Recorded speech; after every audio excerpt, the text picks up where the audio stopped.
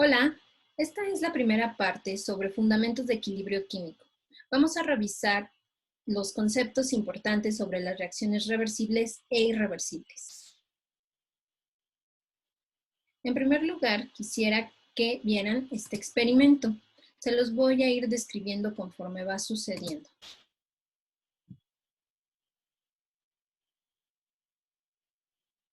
Tenemos un matraz en el cual se ha colocado agua destilada y se va a colocar en él glucosa. Esa es la fórmula de la glucosa. La glucosa va a reaccionar con el oxígeno del aire y va a formar dióxido de carbono y agua. Esa es una reacción súper lenta, pero que está sucediendo y que puede suceder todo el tiempo, ¿sí? Para poder acelerar esta reacción y observar qué es lo que va a pasar, se agrega hidróxido de potasio. Este hidróxido de potasio no reacciona con ninguna de las sustancias que intervienen en la reacción, es simplemente para acelerar o catalizar la reacción que estamos teniendo. Va a seguir reaccionando glucosa con oxígeno y va a formar dióxido de carbono y agua. Si se dan cuenta, la reacción es incolora, ¿sí? Agregamos un poquito de azul de metileno, es un colorante que en presencia de oxígeno es de color azul. Cuando no hay oxígeno en el medio, se pone incoloro. Vamos a observar qué es lo que está sucediendo. Piensen un poquito, si está de color azul, recuerden, ¿qué significa? Que hay oxígeno. Ahí vemos que en el sistema acuoso que está dentro del matraz hay oxígeno, por eso la coloración azul. ¿Observaron lo que sucedió? Nuevamente, agitamos y observen.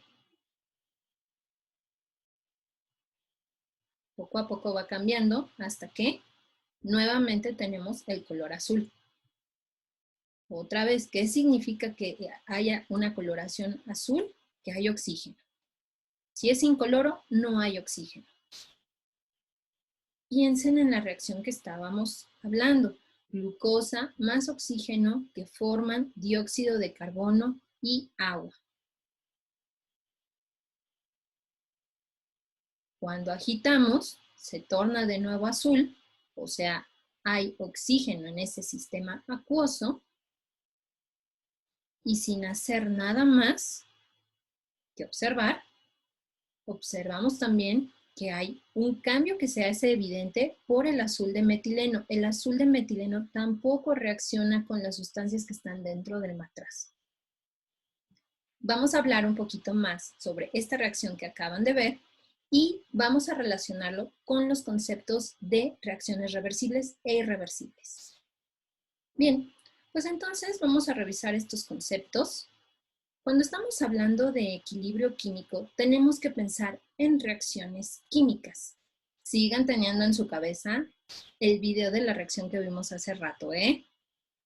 Bien. De lo que más han estado ustedes escuchando hablar es de reacciones irreversibles. Son las que han manejado prácticamente desde que entraron a la secundaria hasta sus primeros semestres en la universidad. Una reacción irreversible es una reacción química en donde dos sustancias o más van a reaccionar para formar productos, que en este caso los estoy representando con las letras C y D, y entonces ese proceso solamente va a ir en una dirección. Recuerden que las reacciones las leemos tal como leemos un enunciado cualquiera, de izquierda a derecha, donde A y B son los reactivos de la reacción, C y D son los productos. Reacciones irreversibles, ustedes han trabajado con varias, conocen varias. Una de las más presentes que podrían tener en su cabeza es donde el ácido sulfúrico que está en una disolución acuosa reacciona con 2 moles de hidróxido de sodio para formar sulfato de sodio y agua. Todas las reacciones ustedes deben de recordar cómo escribirlas correctamente. Ponemos los reactivos con sus estados físicos, tenemos que balancear la ecuación y escribir los productos que nos da la reacción. En esta reacción que ustedes ya conocen, donde el sulfúrico reacciona con la sosa, pues han visto que es una reacción que solamente va en el sentido de productos. No se regresa hacia la formación de ácido sulfúrico e hidróxido de sodio. Los productos finales de la reacción son sulfato de sodio y agua. Si los mezclan entonces en un matraz, sulfúrico y sosa, después de la reacción, los productos o las únicas especies químicas que van a tener en el matraz son los productos, ¿sí? Sulfato de sodio y el agua. ¿Qué pasa con las reacciones reversibles? Si tenemos dos sustancias que reaccionan para formar productos, aquí vamos a tener un comportamiento en donde los productos van a reaccionar entre sí para formar de nuevo los reactivos. Esto va a suceder paulatinamente. Es decir, si yo agrego un reactivo A, un reactivo B, y los dejo reaccionando, primero vamos a ver que la reacción se va a llevar a cabo en el sentido en el que está escrita, es decir, que la vamos a leer de izquierda a derecha, como cualquier otra reacción. Después de un tiempo en el que ya ha reaccionado cierta cantidad y se han formado cierta cantidad de productos, estos productos van a empezar a reaccionar entre sí para formar los reactivos. Piensen en la reacción que les mostré al inicio de la presentación, donde tienen la glucosa que está disuelta en agua, va a reaccionar con el oxígeno del aire. Acuérdense que se tapó el matraz, pero adentro del matraz pues había aire y en el aire hay oxígeno, ¿sí? Al mezclarlo, al agitarlo, se combina el oxígeno, podemos permitir el oxígeno que entre al sistema acuoso donde está la glucosa y entonces sucede la reacción. El color azul de metileno nos estaba indicando justamente que estábamos de este lado de la reacción. Teníamos oxígeno y teníamos glucosa. Después de un tiempo, entonces, obteníamos el dióxido de carbono y el agua. ¿Qué quiere decir? Que en el matraz donde se está llevando a cabo la reacción, en el sistema acuoso, en la fase acuosa, había solamente CO2 y había agua. En ese momento donde no hay oxígeno de este lado de la reacción, es que podemos ver que la reacción está únicamente presente estas dos sustancias. No hay oxígeno, no hay ninguna de estas dos sustancias. Solo hay CO2 y agua y por eso la coloración del matraz es incolora, ¿sí? Pero el incoloro no llegó de un solo golpe. Si se dieron cuenta, hubo tonalidades de azul entre el incoloro y el azul propiamente, que quiere decir que en esos momentos la reacción contiene todas estas sustancias. Sabemos que hay oxígeno y seguramente hay glucosa porque estamos de este lado de la reacción y la vemos de color azul. Empieza a desvanecerse el color azul, pero todavía hay azul presente. Eso quiere decir que hay menos cantidad de esto, pero que también tenemos un poco acá. El problema con la reacción que vieron es que el CO2 es un gas y entonces va a escaparse del matraz. Si lográramos contener el CO2 dentro del sistema acuoso, de la fase acuosa, entonces veríamos una tonalidad entre azul, que indica que hay oxígeno, e incolora, donde ya no tenemos oxígeno, pero sí tenemos estos dos productos. ¿Ok? Entonces, ustedes vieron en ese experimento, en esa reacción, cómo la reacción inicial la tenemos en presencia de oxígeno y con el tiempo vamos observando la formación de productos. Después se regresa esta reacción a la formación de reactivos, ¿sí? Y entonces vemos el color azul. Eso es un sistema que está en equilibrio. Es una reacción química que va en los dos sentidos, en la formación de productos y se regresa a la formación de reactivos, y es a lo que llamamos un sistema en equilibrio. Tenemos que pensar siempre en reacciones, en plantear las ecuaciones para nuestras reacciones y escribirlas de manera correcta. Porque cuando estamos ya más adelante hablando de cálculos, necesitamos saber qué estados físicos tienen nuestras sustancias para poder hacer el planteamiento de la constante de equilibrio. Ahora, la escritura de las ecuaciones reversibles sigue las mismas reglas que la de las ecuaciones irreversibles.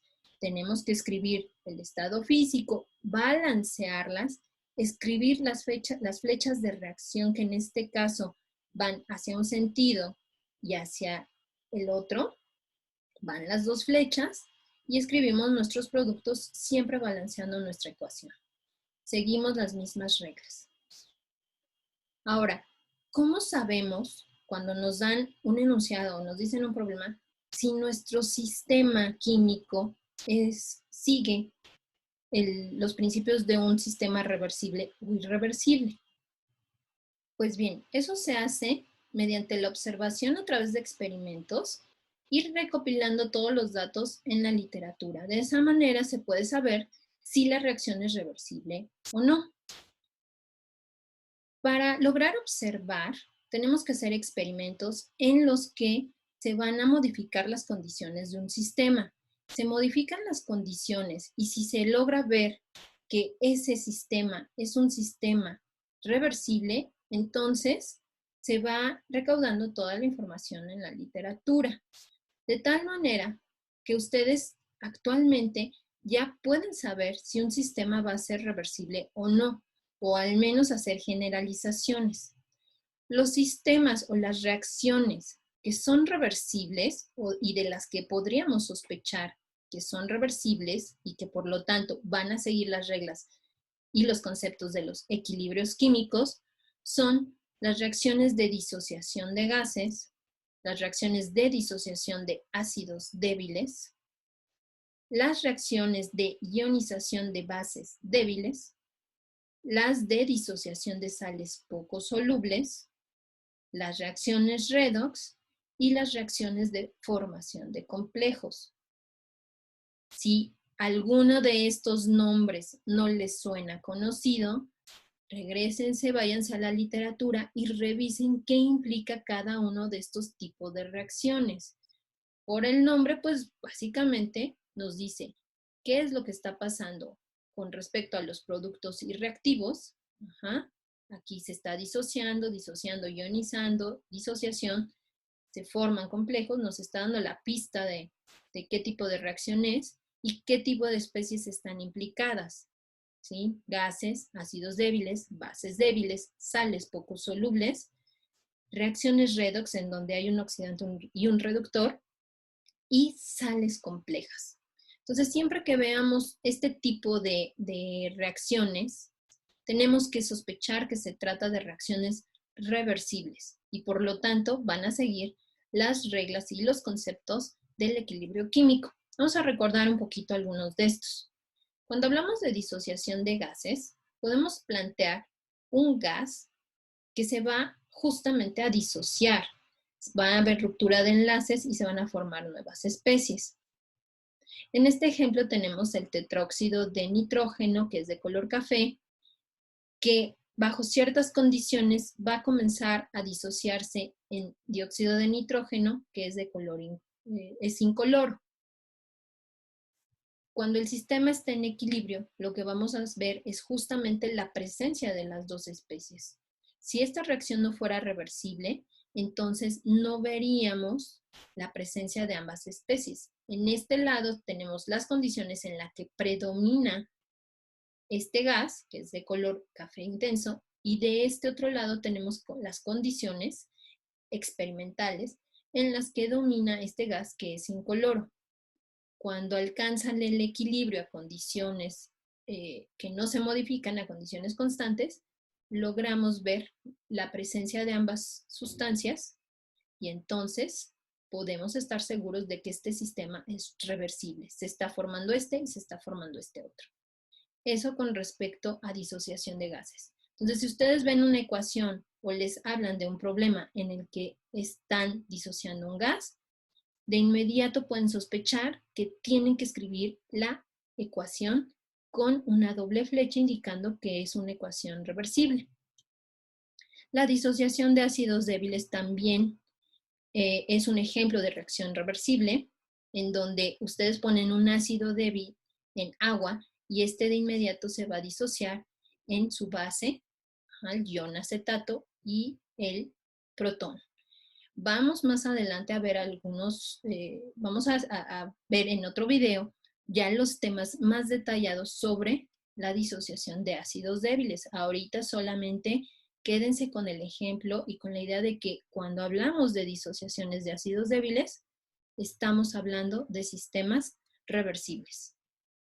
La ionización de bases débiles también es un ejemplo de ecuaciones o de reacciones reversibles, en donde una base reacciona con el agua para formar algo que se llama la base, el ácido conjugado y la base conjugada. Es un sistema que tenemos que escribir con doble flecha y tener presente que es un sistema reversible. La disociación de sales poco solubles. Ustedes seguramente también han logrado ver que hay ciertas sales que cuando las ponen en el agua no se disuelven o aparentemente no se disuelven. Es el caso del carbonato de calcio, que estando en agua sí se logra disociar en muy poquitos iones calcio y iones carbonato. ¿Qué es lo que van ustedes a lograr ver? Una parte que está sólida siempre, pero si esto lo dejan transcurrir un tiempo, se logra asentar, ven una parte que está una disolución y la sal se queda sentada en el fondo sin disolverse.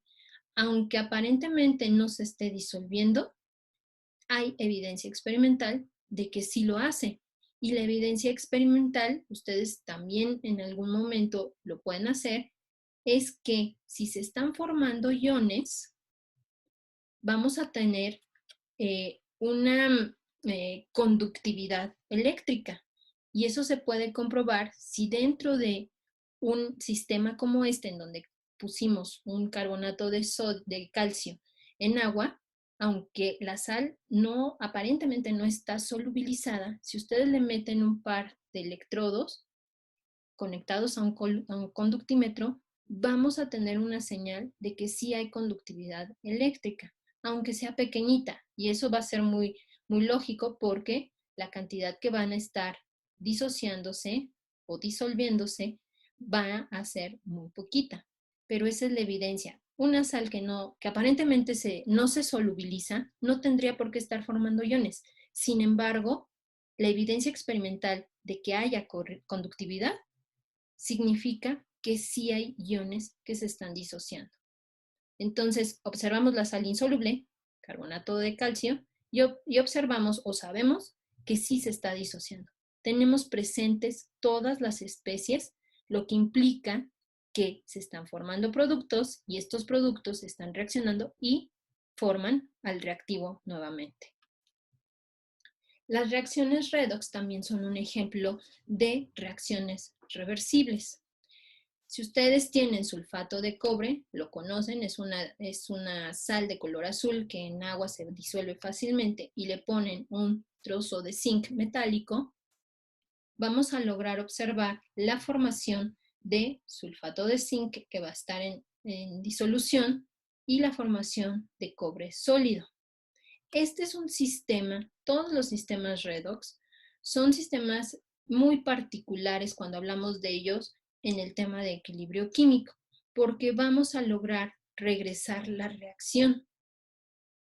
Vamos a lograr formar a partir de los productos, regresar a la formación de los reactivos. Entonces, hablamos de reacciones redox y hay que pensar que son sistemas reversibles. La formación de sales complejas. Este también es un ejemplo de reacciones reversibles. Tenemos un ion sencillo que tiene su carga, que se va a unir de manera covalente con un ligando. covalente, ¿eh? Fíjense que aquí, ese es por definición el complejo, en donde tenemos la unión covalente de un ligando con otro ion, que puede ser un catión o un anión. Revisen sus temas de sales complejas. Entonces, aparentemente, como aquí tenemos cargas, podríamos pensar que carga negativa con carga positiva, pues se va a unir como lo hacen las sales normales, pero los complejos no son así. Se unen de manera covalente y entonces nos empiezan a dar especies que tienen características específicas, ¿no? Que son los complejos. Entonces, la formación de un complejo, este es el complejo, ese es un proceso reversible. En los temarios que vamos a estar manejando, no llegamos hasta este tema de la formación de complejos, pero sí es un tema que se llega a ver mucho más adelante. Entonces, con que sepan que estos complejos, sus reacciones de formación son reacciones reversibles, les va a ayudar para que tengan presente que hay que plantearlas siempre de esta manera y que van a seguir todas las reglas y van a funcionar bajo los conceptos del equilibrio químico. En resumen, sobre este tema, siempre un equilibrio químico va a implicar una reacción reversible.